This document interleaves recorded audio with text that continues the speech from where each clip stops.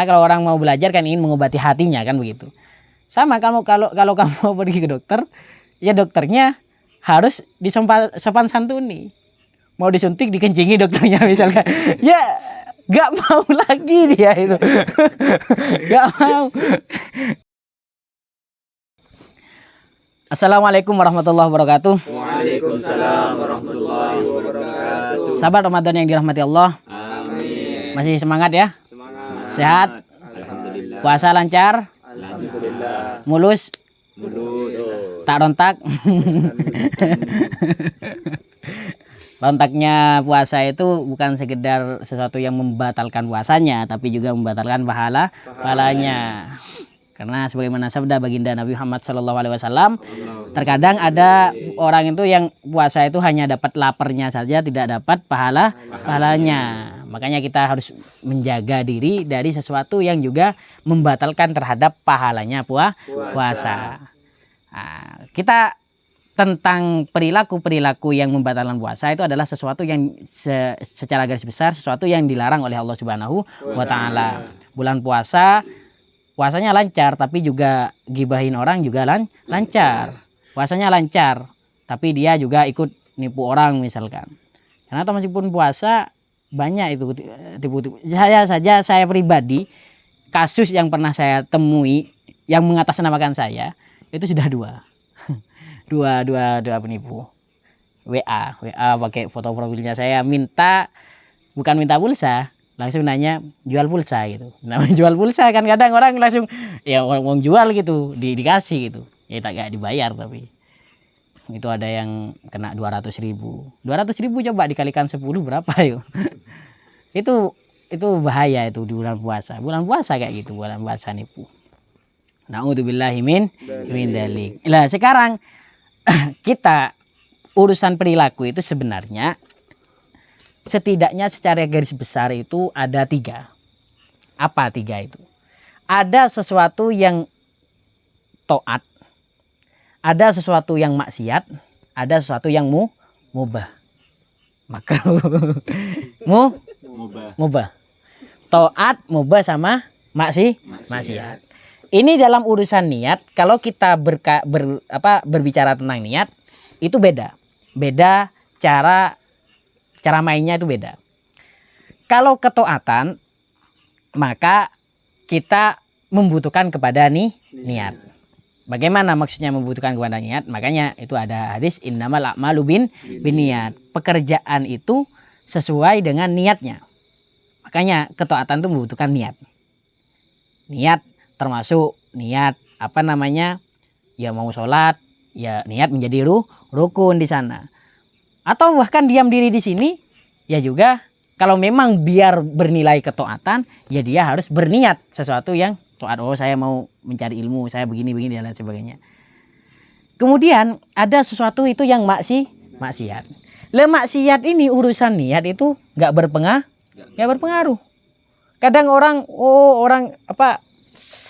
pekerjaan tuh tergantung niatnya. Innamal a'malu binniyat, bawa hadis kayak gitu. Berarti kalau berbuat dosa tapi niatnya baik itu tetap baik, ya itu keliru. Karena kalau urusan maksiat itu nggak bisa. Oh saya itu korupsi untuk istilahnya untuk membangun negeri misalkan, ini nggak bisa. Oh nyolong untuk memberikan fakir miskin, ini tak bisa. Nyolongnya tetap nggak boleh.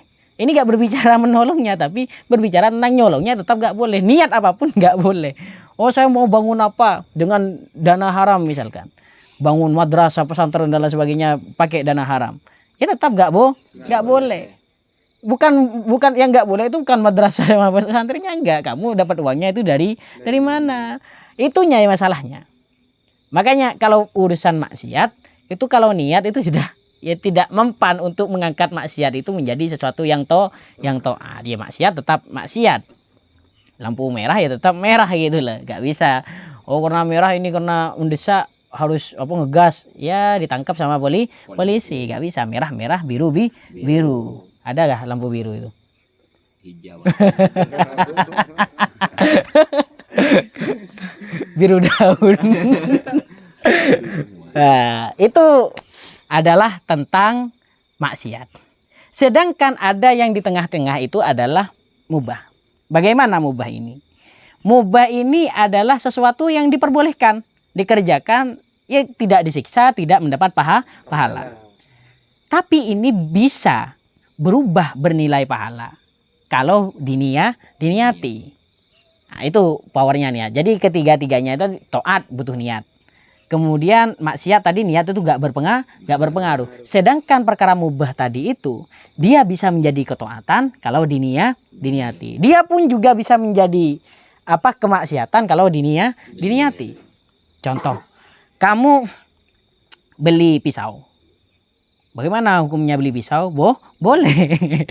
Boleh nggak beli pisau? Tapi niatnya kamu beli pisau itu untuk membantu orang tua misalkan. Berarti mendapat pahala. Oh, kamu itu beli pisau untuk membunuh manusia misalnya. Itu boleh nggak? Berarti mendapat dosa. Nah, perkara mubah kalau diniati itu berarti akan berubah, bisa ke ketaatan, bisa ke kemaksiatan. Makanya niat yang mengubah itu adalah membutuhkan kepada pengetahuan, membutuhkan kepada ilmu biar dia sadar. Biar dia sadar, oh ini bisa diniati kebaikan. Dan orang yang tahu itu sangat rugi kalau perkara mubahnya tidak digunakan sebagai sesuatu yang ketaatan kepada Allah Subhanahu wa taala. Bahkan kalau ceritanya adnal auliya, paling rendahnya para wali itu jarang mengerjakan perkara mubah. Dan tidak pernah bahkan. Oh, kata siapa itu fulan tuh masih tidur dan lain sebagainya, masih makan. Itu kan mubah semua. Karena itu diniati menjadi ketaatan. Ya, jadi berjalan kita mungkin sama-sama berjalan kayak orang wali, tapi berjalannya orang wali dengan kita berbeda. Jangan disamakan. Kita tanpa niat apa-apa, para wali itu niatnya banyak. Niat tentunya ketaatan kepada Allah Subhanahu wa taala. Niatnya itu yang membutuhkan kepada ilmu. Makanya ilmu tetap utama. Niat itu adalah tengah-tengah antara ilmu dengan amal. Dari ilmu itu muncul niat nanti. Dari niat nanti muncul amal. Oh, niat itu kata siapa harus butuh ilmu begini-begini. Wong cukup bilang misalnya nawaitu saumagodin misalkan. Saya tidak membahas tentang itu, tapi yang dimaksud niat itu beda dengan istilahnya hadisun nafsi, suara hati.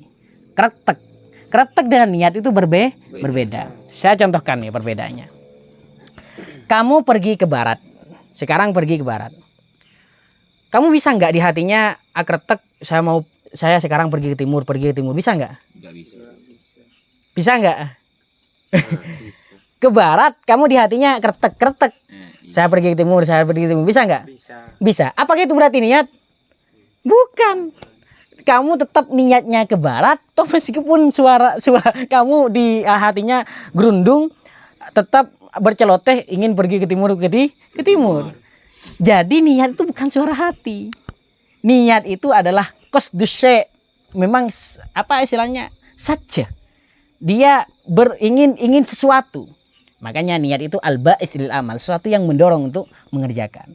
Bukan hanya gampang sholat biar memang lillahi ta'ala, ya cukup niat usolli fardhu dzuhri lillahi ta'ala. Berarti sudah lillahi ta'ala, ya enggak. Itu hanya suara hati. Kamu bisa saja itu sholatnya untuk apa? Untuk misalkan biar dilihat calon mertua misalkan. Biar ketarah sering ngaji misalkan.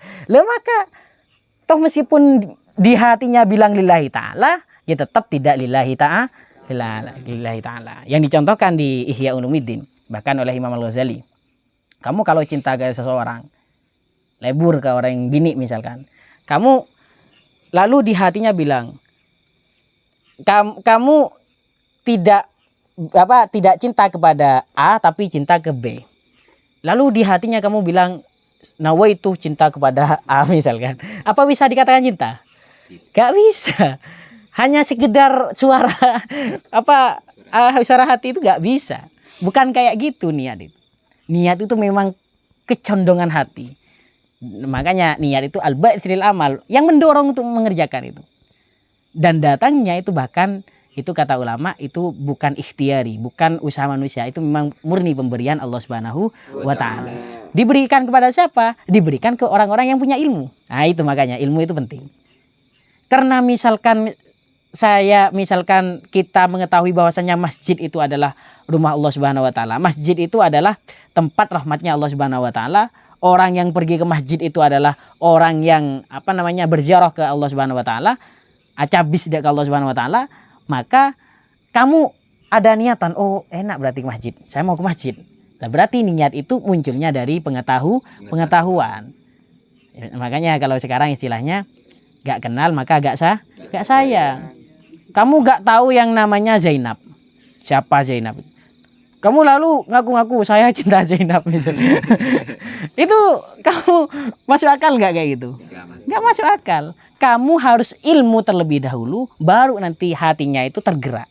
Ada niat di sana. Harus pengetahuan terlebih dahulu. Sama kamu kalau mau pergi ke sesuatu, harus tahu tujuannya dulu. Baru kamu, oh kalau di Surabaya itu ada ini, ada ini. Oh iya saya mau pergi ke sana misalkan. Lah itu harus tahu dulu. Makanya itu ada niat. Nah, perkara mubah itu bisa berubah dengan niat. Nah, karena memang ilmu itu sangat penting, maka dikatakan oleh baginda Nabi Muhammad SAW, la yu'darul jahilu alal jahli. Orang yang bodoh itu ya tidak dimaafkan atas kebodohannya. Bagaimana maksudnya? Wala yahillu lil jahil ayyaskuta ala jahlihi.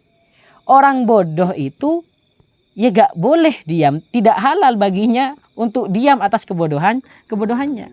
Dia kalau tidak tahu ya harus berusaha biar tahu.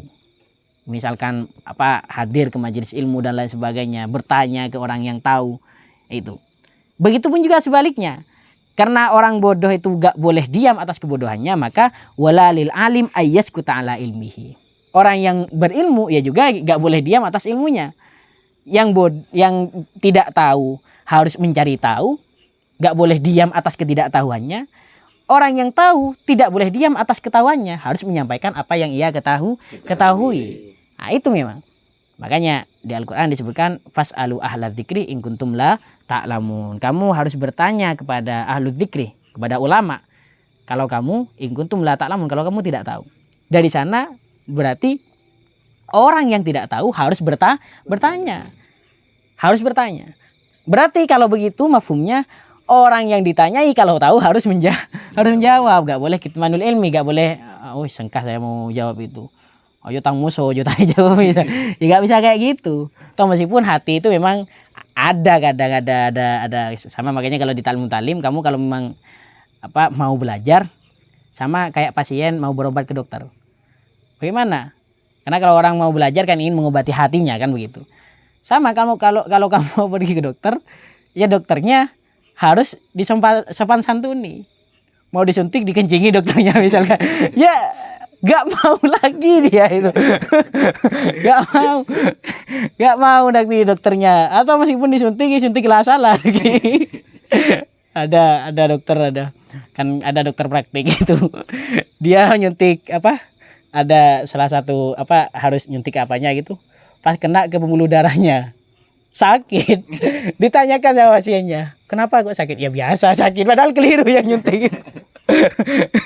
Ya kayak gitu kalau memang tak ikan nanti. Makanya sama adabnya seseorang mencari ilmu itu bayangannya sama kayak orang berobat ke dokter.